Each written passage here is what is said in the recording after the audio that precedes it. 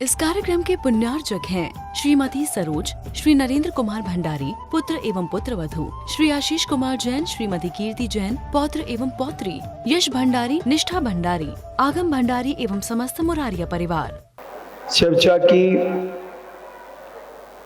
साधु समाधि आठवीं भावना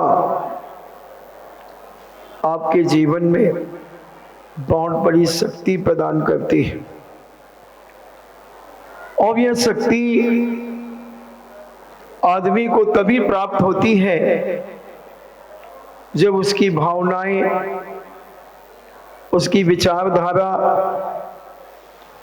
उसका खान पान, उसका देखने का नजरिया, पहनने का तरीका, सब कुछ जब समीचीन हो जाता है तब वह समाधि कर पाता है। समाधि कोई आत्महत्या नहीं है कि चलो मरते हैं, कैसे भी मरना है, मर जाते हैं।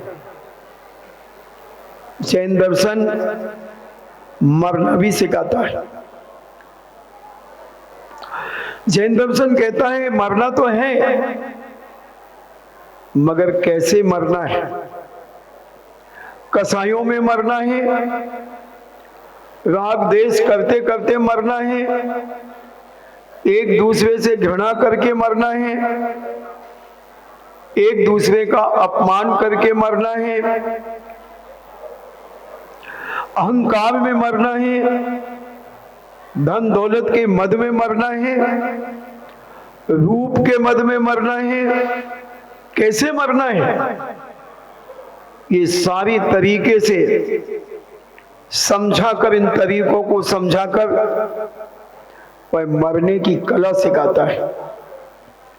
दुनिया के हर दर्शन आपको जीने की कला सिखाते हैं, मगर जैन दर्शन कहता है कि जिसके जीवन में मरने की कला आ गई वो सारी कलाओं को पारंगत हो जाता है।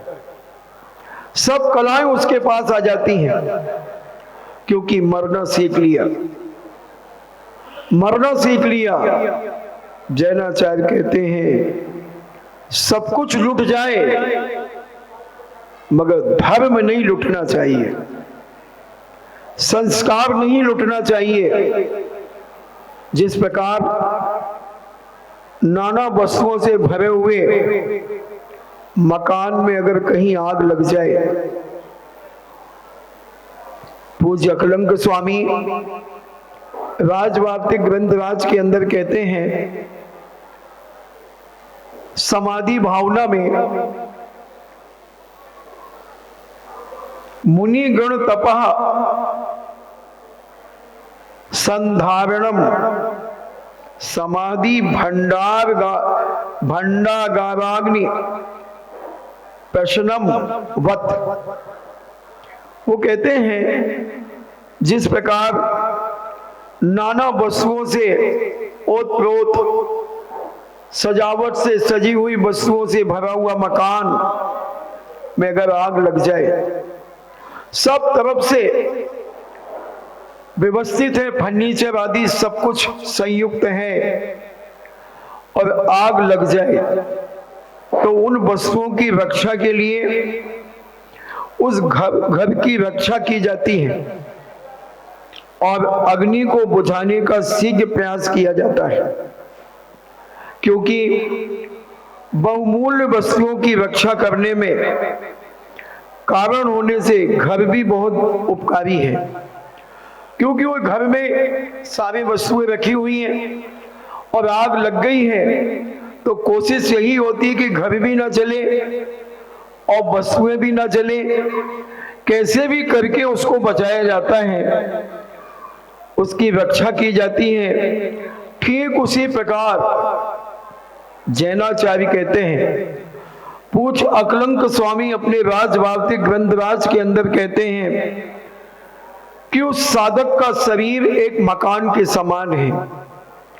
उस छपक का शरीर जो है एक बहुत सुंदर घर के समान है। उस घर में बहुत सारी अनेक अनेक वस्तुएं हैं। ऐसे ही उस शपथ के अंदर सम्यक दर्शन, सम्यक ज्ञान, सम्यक चारित्र और सम्यक तप, ये 4 आराधनाओं की सुरक्षा में विघ्न उपस्थित ना हो जाए, योग्य उपायों से उन विघ्नों का निवारण कर गुणों की रक्षा करना समाधि है। इस शरीर को सुरक्षित रखते हुए सम्यक दर्शन में कोई दोष ना आ जाए, सम्यक ज्ञान में कोई दोष ना आ जाए और सम्यक चारित्र में कोई दोष ना आ जाए और तप, ये 4 आराधना कहलाती है। सम्यक दर्शन, ज्ञान, चारित्र, तप, ये आराधना कहलाती। इन आराधनाओं में उस समाधि लेने वाला छपक वह साधु प्रमाद नहीं करता।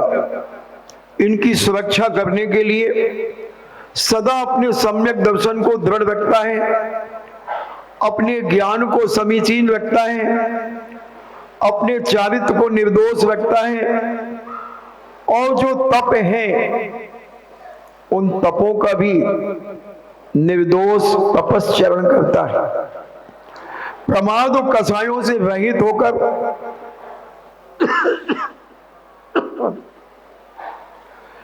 शांत परिणामों से अपने रत्नत्रय आदि गुणों की रक्षा का जो प्रयत्न करता है वह समाधि है। समाधि लेने वाला ये मत समझना कि समाधि लेकर के वह निश्चिंत हो जाता है, नहीं, और अलर्ट हो जाता है, एक्टिव हो जाता है कि कहीं मेरे मन में धर्म के प्रति उपेक्षा भाव तो नहीं आ जाएगा, कभी यहां वहां रागी देशियों के प्रति मेरी श्रद्धा तो नहीं चली जाएगी, कहीं मेरा सम्यक दर्शन नष्ट तो नहीं हो जाएगा, मेरे सम्यक दर्शन में कहीं अतिचार तो नहीं लगेगा, कोई ऐसी लोक मूर्ता मेरे अंदर तो नहीं बैठी है, कोई देव मूर्ता तो नहीं बैठी है। ऐसा निकांक्षित निशंक उपगुहन स्थितिकरण आदि जो 8 अंगों से ओतप्रोत होकर के अपने सम्यक दर्शन को बचाता है, अपने सम्यक ज्ञान को बचाता है कि कहीं मैं जो गाथा पढ़ रहा हूं उस गाथा का अर्थ गलत तो नहीं समझ रहा हूं,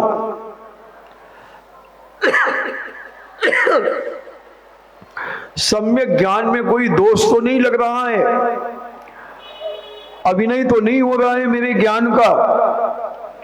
चारित्र की चिंता करता है कि मेरे चारित्र में कहीं कोई मन वचन काय से कोई दोष तो नहीं लग रहा है, मैं निर्दोष अपनी चारित्र का पालन कर रहा हूं कि नहीं। ऐसा विचार करता वह समाधि में रहने वाला वह साधक और समाधि की साधना करने में प्रमाद नहीं करता, हर क्रिया समय पर करता है, उत्साह के साथ करता है, आलस नहीं आता। अब कर लेंगे, अब हमारी कमर में दर्द हो रहा है, अब सामायिक हमसे नहीं हो रही आज, नहीं, कमर में दर्द हो तो 100 बार हो, मगर सामायिक के समय सामायिक करेंगे।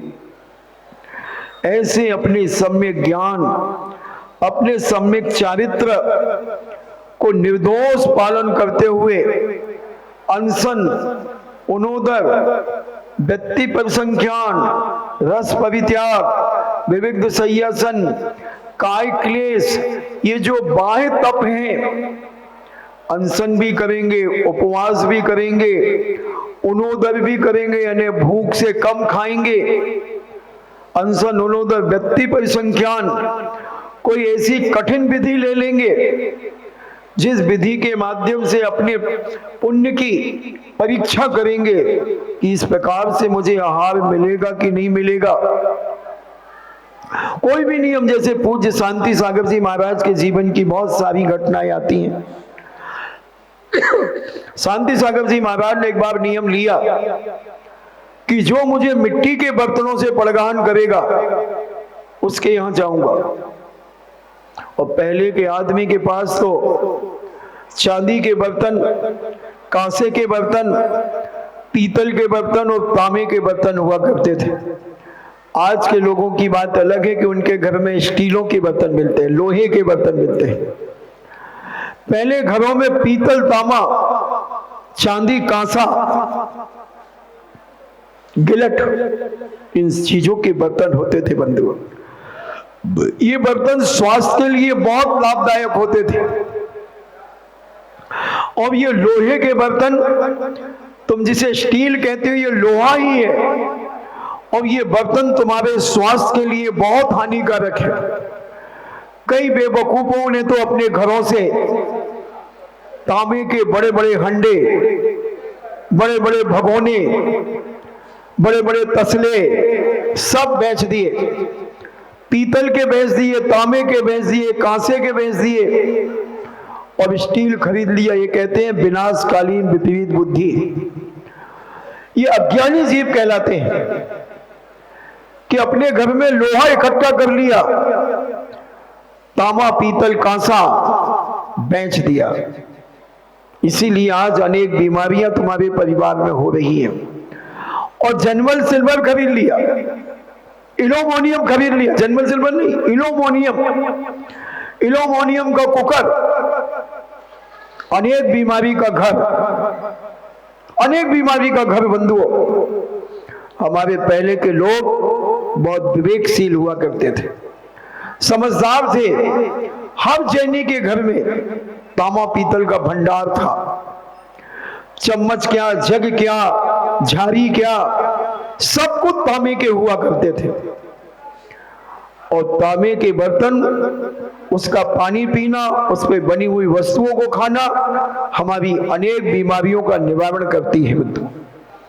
आपने देखा होगा, अभी मैंने तत्वाव सूत्र लेखन प्रतियोगिताएं 7-8 प्रतियोगिताएं कराई, 40 लाख रुपए की प्राइज उसमें बांटी। सब तांबा, चांदी और पीतल के अलावा मैंने कोई लोहे का सामान नहीं बांटा। जी भर के बांटा कि कैसे भी तुम्हारे घर में शुद्ध बर्तन पहुंच जाए, तुम्हारा घर पवित्रता से भर जाए। मगर तुम्हारी आदत तो वही है पांचली रोटी खाने की। पांचली रोटी जानते हैं? रोटी बनने के बाद जो आटा परथन जमीन में गिर जाता है और उस कोपरिया में से खरोच खराच करके जो आटा निकाल कर वो जमीन का आटा लगा करके और एक छोटी सी रोटी बनाई जाती है। और वो रोटी कुत्ते के नाम से बनती है, मगर कई यूजलेसों ने अपने बच्चों को खिला दी, जिसका दुष्प्रभाव पड़ा कि उन्होंने अपने घर के सारी अच्छी चीजें बेच दी और कचरा खरीद लिया। कचरा रखा है तुम्हारे घरों में बंधु, लोहा, ये लोहा है। इसलिए अभी कुछ नहीं बिगड़ा। अभी भी हम जाकर तांबा और पीतल ही खरीदे, कांसा खरीदे, गिलट के बर्तन खरीदे, चांदी जैसे चमकते हैं। लोग मुझसे पूछते हैं, महाराज जी आपका पात्र काय का है? चांदी का है, गिलट का है, जनरल सिल्वर का है। मांजने का तरीका चाहिए, ऐसा चमकता है कि चांदी भी फेल है उसके सामने। तो अपने बर्तनों को मांज के रखो। पीतल के बर्तन सोने को मात कर दे, ऐसे चमकते हैं पीतल के बर्तन, मगर मांजे कौन? हम तो बिम से मांजते हैं महाराज जी, बिम से। चर्बी मिली होती बंधु, जितने ये मांजने की वस्तु आती हैं इनमें सूअर की चर्बी मिलाई जाती है। और आप उन बर्तनों को मांजते हो, सूअर की चर्बी और लपेट देते हो और उन्हीं में भोजन बना करके खाते हो। कैसे जैन हो, कैसे क्षत्रिय हो, कैसे ब्राह्मण हो, कैसे उच्च कुलीन सवर्ण हो बंधुओं, मुझे समझ में नहीं आता। पहले की माताएं राख से मांजती थी, कंडे की राख से मांजती थी या भट्टी की राख से मांजती थी, या फिर ईंट का किरकिरा बनाती थी और उस ईंट के किरकिरे को छान करके अच्छा बारीक करके उससे बर्तन मंजते थे, ऐसे चमकते थे जैसे सोने के बर्तन।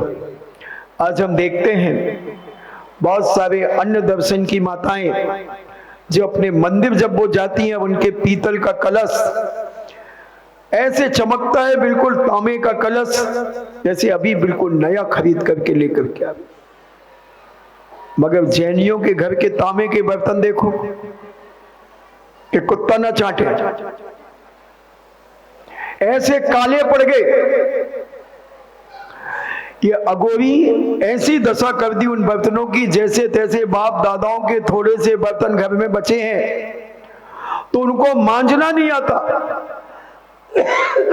कौन मांजे उनको, ऐसे काले हो गए वो, लगता ही नहीं कि ये तांबे के बर्तन है। थोड़ी सी मेहनत करो, नौकरानियों के भरोसे अपनी जिंदगी मत गमाओ। नौकर नौकरानी तुम्हारी जिंदगी को बर्बाद कर देंगी बंधुओं। अपने सगे हाथों ने, प्रकृति ने तुम्हें 2 हाथ दिए हैं, 2 पैर दिए हैं, 2 आंखें दी हैं, 2 कान दिए, 1 नाक दी है, 1 मुख दिया है। इनका उपयोग करो अपने जीवन में।